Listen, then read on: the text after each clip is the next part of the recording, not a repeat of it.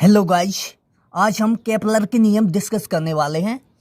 Kepler ने ग्रहों की गति के संबंध में कहा है कि ग्रहों की कि कैसे ग्रह राउंड करते हैं सूर्य के चारों ओर, ग्रहों की गति के संबंध में नियम दिए थे। केपलर भाई साहब ने 3 नियम दिए थे और उन्हीं 3 नियमों को हम इतनी अच्छी तरीके से डिस्कस करने वाले हैं कि इस वीडियो के बाद आपके सारे डाउट क्लियर हो जाएंगे। तो चलिए देखते हैं। पहला नियम, प्रत्येक ग्रह सूर्य के चारों ओर दीर्घवृत्ताकार कक्षाओं में चक्कर लगाता है और दीर्घवृत्ताकार कक्षाओं में यानी इलिप्टिकल ऑर्बिटल में चक्कर लगाता है और सूर्य इस कक्षा के फोकस पर स्थित होता है, फोकस पर होता है।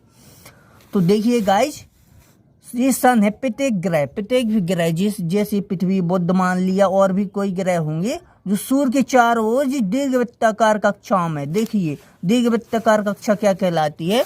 जैसे ए है, कोई ए है, ए वृत्त हो गया, ए वृत्त हो गया, ए वृत्ताकार है। जैसे ए है, ए वृत्त हो गया तुम्हारा वृत्त।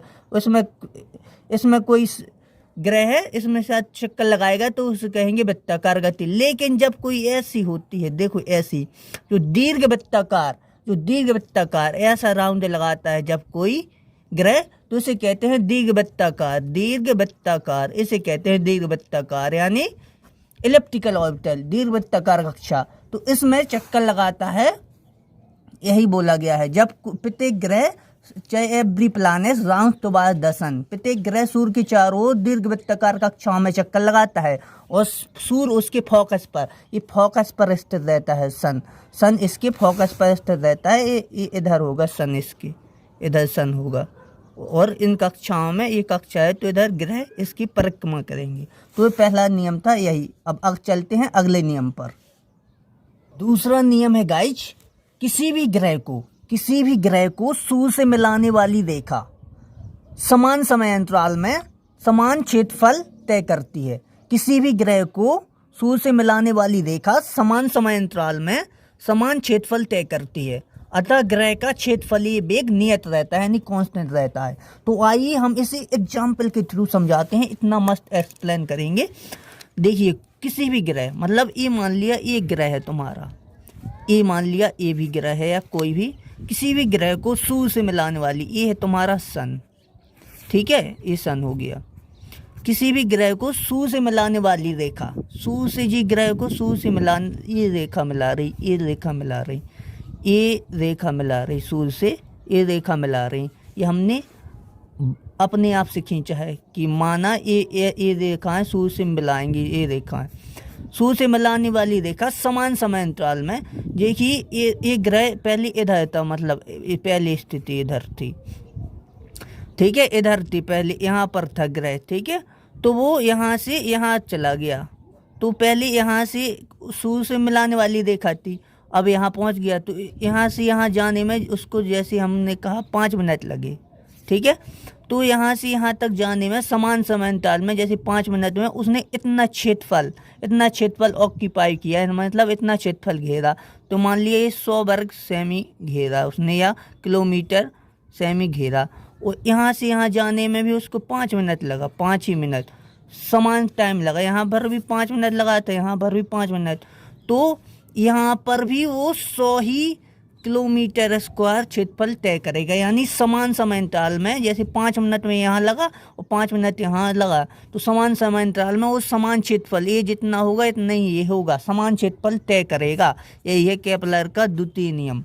तो आई होप द्वितीय नियम समझ में आ गया होगा। अब चलते हैं नेक्स्ट और अंतिम तृतीय नियम पर।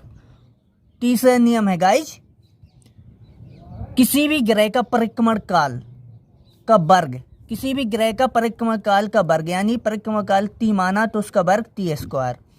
परिक्रमण काल का वर्ग सूर्य से उसकी औसत दूरी, यहाँ बताया था यहाँ पर गाइज कि ये सूरज है, ये यहाँ पर ये सन है, ये यहाँ से यहाँ तक कुछ दूरी होगी, यहाँ से यहाँ तक ये मान लिया इस दूरी R ही है। ये यहाँ से सूर्य से ग्रह की दूरी R, तो सूर्य की उसकी औसत दूरी, किसी भी ग्रह का परिक्रमण काल का वर्ग सूर्य से उसकी औसत दूरी R की तृतीय घात के अनुक्रमानुपाती होता है। यानी गाइस, जो सूर्य से उसका समय अंतराल है कि कितने टाइम में उसका परिक्रमण करता है ग्रह का, जिस T स्क्वायर हमेशा अनुक्रमानुपाती यानी प्रोपोर्शनल होता है उसकी औसत दूरी r की तृतीय घात की e होता है।